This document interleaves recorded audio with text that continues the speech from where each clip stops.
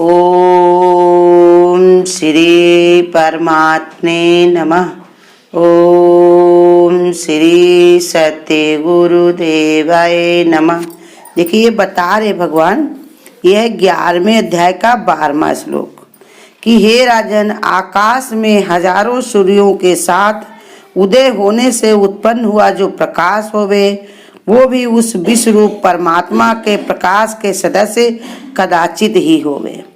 भगवान को ये बता रहे हैं जो अर्जुन कि भगवान से कि देखो, जो आपको हम देख करके जो प्रकाश फैला हुआ है, ऐसा प्रकाश अगर हजारों सूर्य जल जाए, उग जाए, तब भी इतना तेज प्रकाश उदय उत्पन्न नहीं हो सकता, इतना तेज नहीं हो सकता, कदाचित नहीं। मतलब कोई भी कुछ भी कहे, लेकिन हम इसको मान नहीं सकते कि इतना इससे ज्यादा प्रकाश हो सकता है। जब हजारों सूर्य जले तब एक भगवान के विश्व रूप की ज्योति स्पष्ट है कि अगणित सूर्य आदि एक समय आकाश में उपस्थित हों, तो उस समूह से जो भीष्म तेज प्रकाश निकलेगा वो कितना अधिक होगा।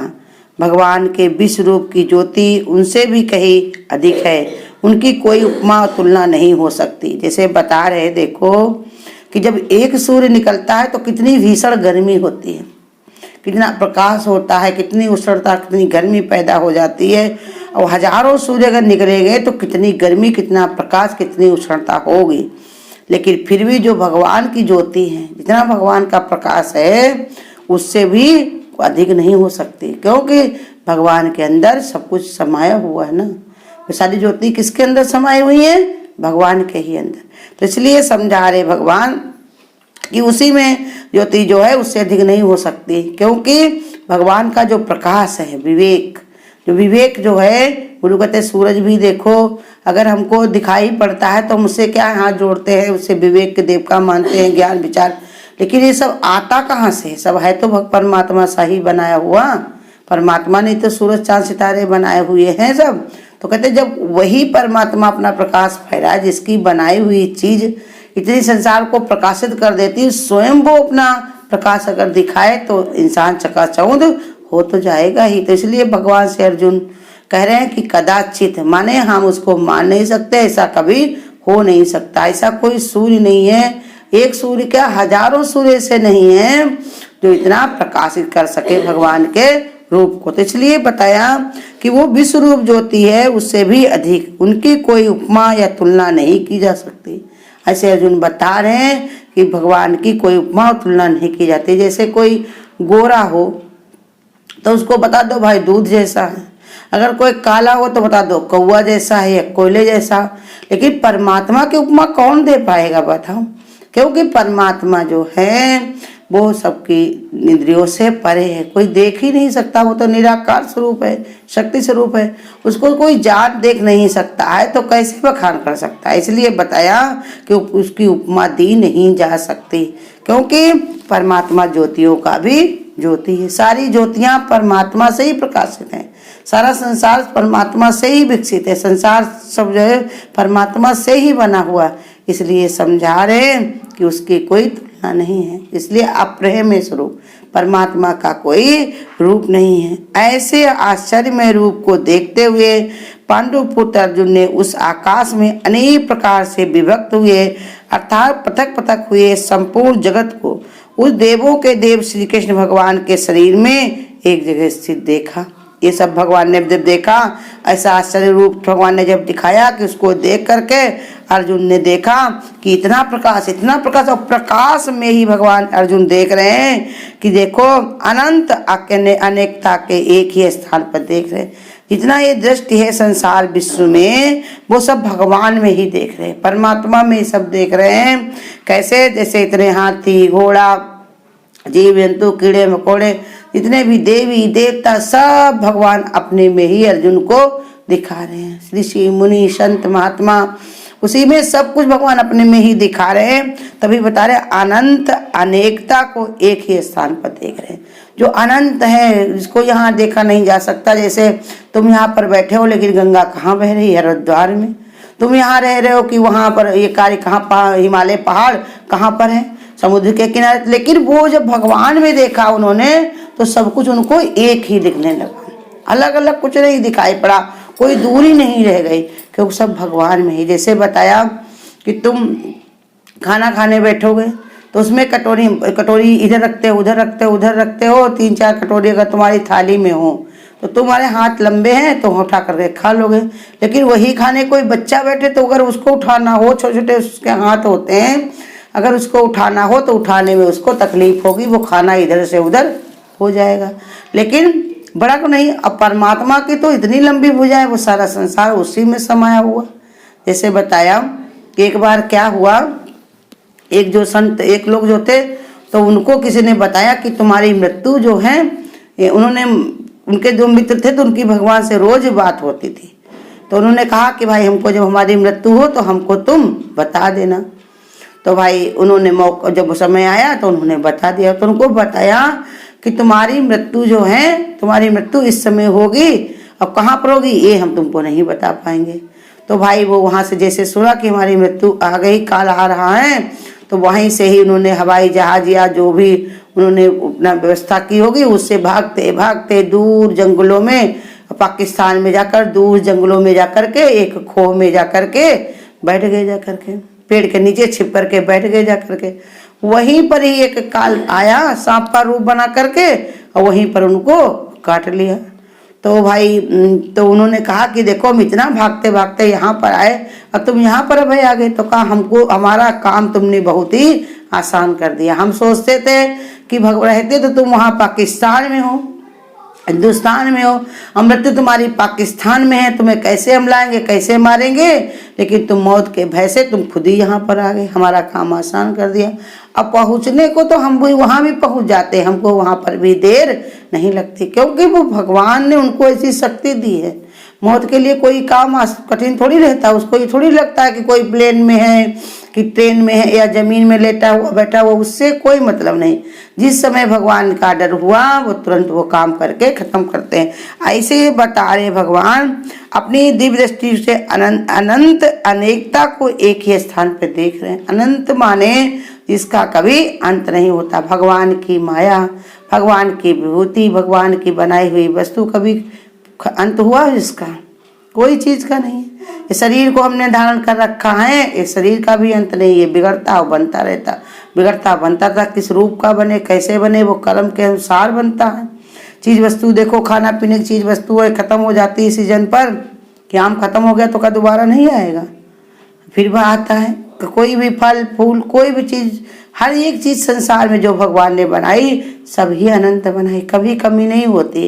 इंसान के मन में भले को लालच आ जाए कि ये चीज खत्म ना हो जाए, कहीं ऐसे मेरा काम ना रुक जाए, इसके बिना क्या हो। जैसे एक राजा जो थे तो उन्होंने कहा कि इतना तो हमारे पास खजाना है कि जिससे हमारे जौन है बहुत लोग खा पी सकते, लेकिन हम पता लगाएं कि आगे क्या चलेगा। तो उन्होंने अपने मंत्री से कहा, राजा ने, कि जाओ हमारे खजाने में देखो कितना खजाना है। उन्होंने देखा, कहा राजा साहब आपकी जो है 10 पीढ़ियां आराम से खा लेंगे।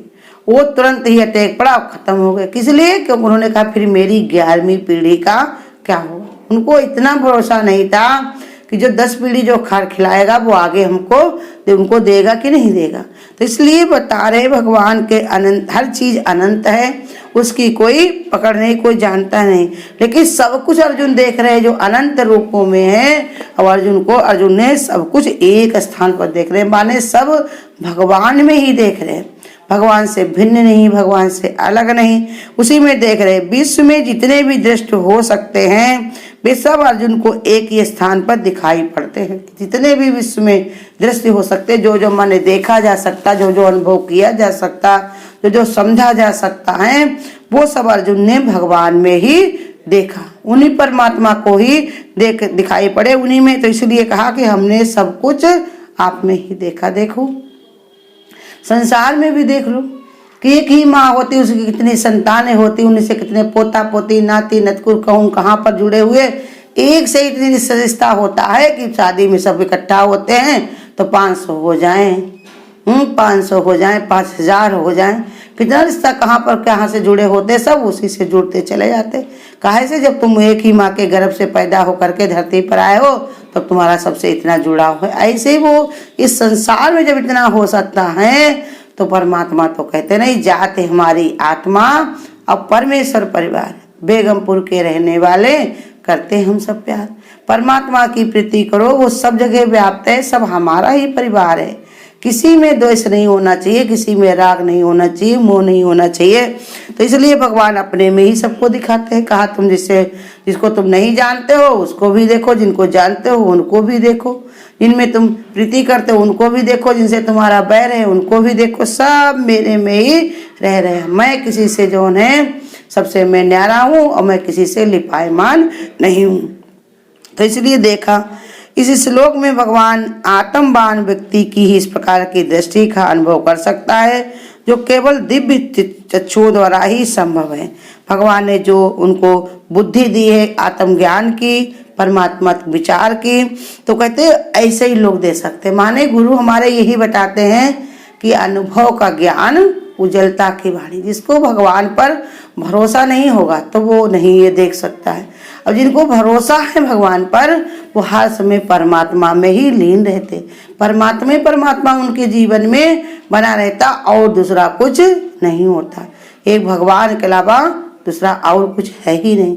इसलिए समझा रहे भगवान कि ऐसा दृष्टि देख करके कौन देख सकता है? ऐसा दृष्टि जो परमात्मा से प्रीति करता हो, गुरु पर भरोसा करता हो, तो वो देख सकता है। क्योंकि संसार में जो भी हो रहा है सब भगवान से ही हो रहा, भगवान से ही चल रहा, भगवान में ही लीन है।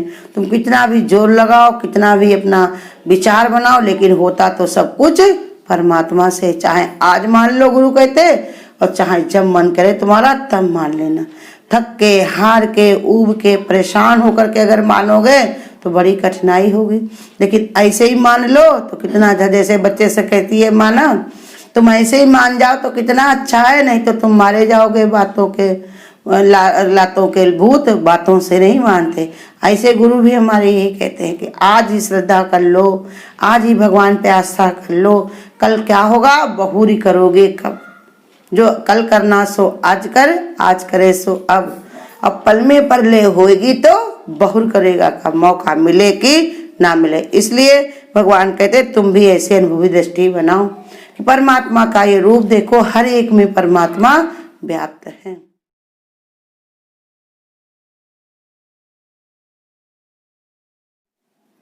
सुबह शाम हरि सुमिरन कर ले, रो थोड़ा थोड़ा हरि का भजन कर ले, रोज थोड़ा थोड़ा हरि का भजन कर ले। मुक्ति का कोई तो यतन कर ले, मुक्ति का कोई तो यतन कर ले, रो थोड़ा थोड़ा हरि का भजन कर ले, रोज थोड़ा थोड़ा हरि का भजन कर ले।